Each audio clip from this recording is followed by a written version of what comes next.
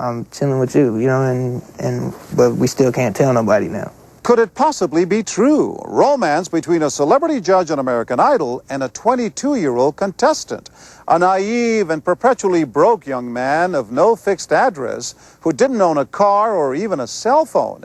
And yet he says he chills with a wealthy superstar in her Hollywood Hills mansion. Laker girl. Paula Abdul's career begins 20 years ago as a cheerleader for the Los Angeles Lakers. She choreographs concerts for the Jackson family and teaches dance moves to Janet Jackson. In 1989, she becomes a major star in her own right with a #1 hit followed by a triple platinum album. Married and divorced twice, her music career fades in the late 1990s. But the success of American Idol puts Paula Abdul right back in the spotlight. But Corey, you at that time were you're barely a contestant on the show. This is Paula Abdul, one of the most recognizable faces on television. Yeah. Why would she risk everything to be with you? She wanted to help me. She wanted to help me avoid the pitfalls of American Idol. Why should we believe you?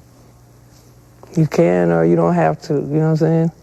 At the end of the day, like I said before, I'm not here to try to prove my case one way or the other. I'm just here to let people know what was really going down on my side of the fence. Corey describes what he says are specific details of the interior of Paula Abdul's home. You slept with Paula Abdul? Yeah. What room? Where? In the guest room. That's where I always usually stayed at. Why the guest room? I don't know, like it seemed like kind of like, you know, that's where she stayed a lot too, because, you know, she had her room, you know, like that was the room that had like the little dog ramp in it for her dogs and stuff. And, a dog ramp? Yeah, because she's got like 3 little dogs. It's Thumbelina, Tulip, and Tinkerbell. You said you watch TV, right? We watch like music videos and stuff, you know, like when you lay in the jacuzzi tub, like she's got a TV, you know, that you can watch. So we watch videos in there and hang out. Just passing the time away, you know.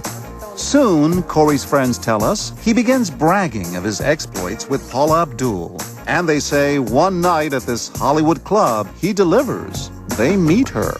It was crazy because, you know, my friend Corey, you know, was, you know, hooking up, messing with, you know, sexually active with Paula Abdul. And that was like a little wild for me because that's all I was thinking, like, wow.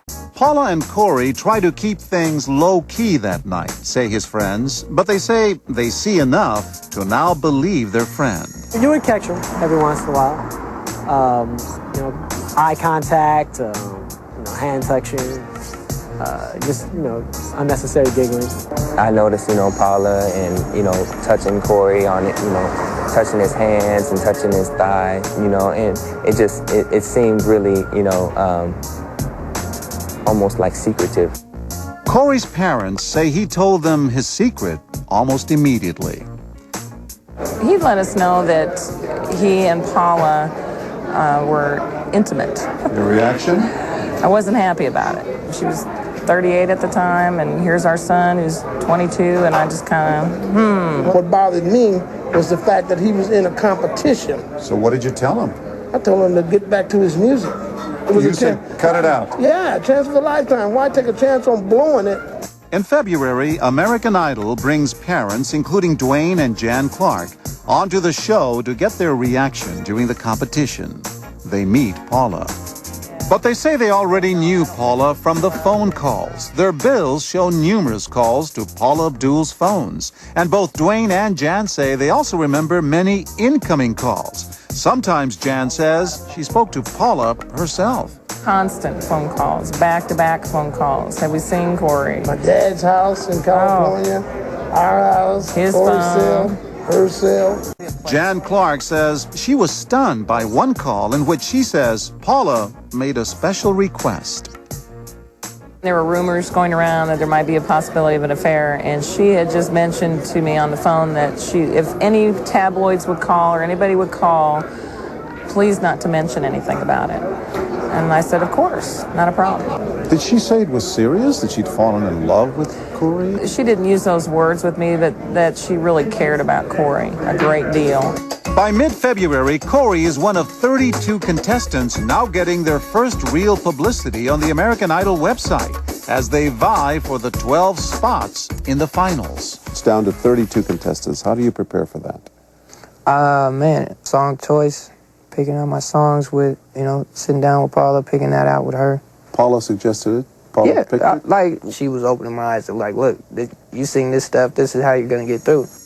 Corey says they go together to buy CDs. Paula pays. He says they settle on Foolish Heart by Steve Perry from the 80s band Journey with, wait a minute, that's Idol judge Randy Jackson in those ultra skin-tight pants. Why did she pick this particular song? It pointed out to me afterwards that, Randy Jackson was a part of Journey and that he'll probably like that song. And to help him look good on stage, Corey says she drives him to this very hip clothing store. Oh, yeah, it is. That's the receipt from Fred Siegel in Santa Monica. How did you pay for that? With cash. Whose cash? With Paula's cash. I didn't have $400. No, I didn't have enough money to eat at that time. And to relax before his biggest audition yet, Corey says he spends nights at Paula's house. And when his time comes, Corey is right on his game. The clothes you're wearing there, that's the clothes she paid for. Yep. And the haircut, too. My hair was too heavy, you know what I'm saying?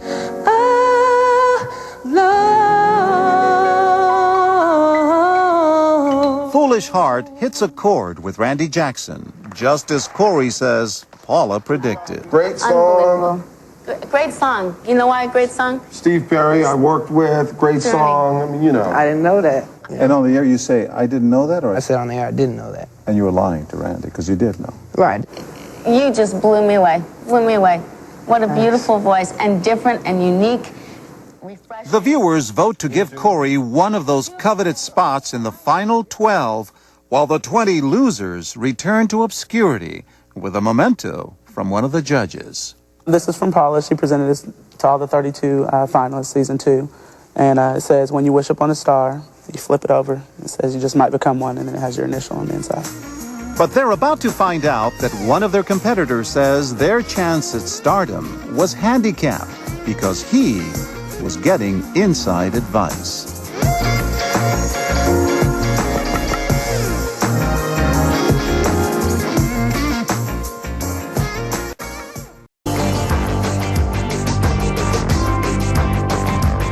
As we continue with Fallen Idol, is a secret being played out on national TV under the very noses and eyes and ears of millions of viewers? Even for Corey Clark's 11 fellow finalists, now living together in the same mansion, in the rehearsal studio together day and night. Was anything of what he claims visible on the surface?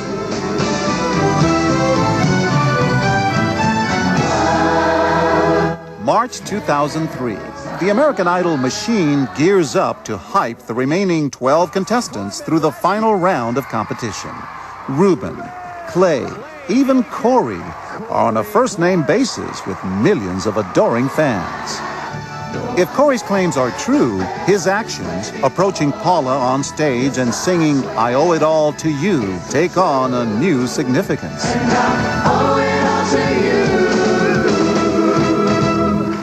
What was the message from you to her then?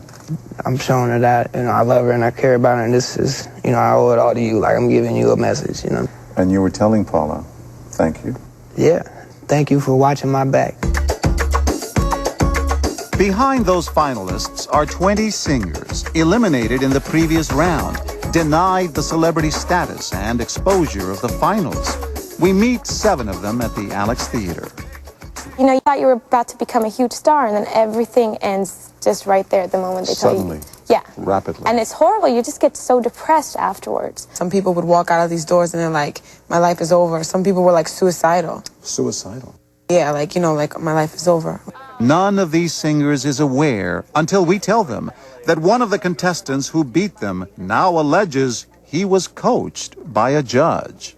Someone telling you, look, you need to look like this because this outfit is going to work. This song is going to work is huge. It's huge. The right song can be everything.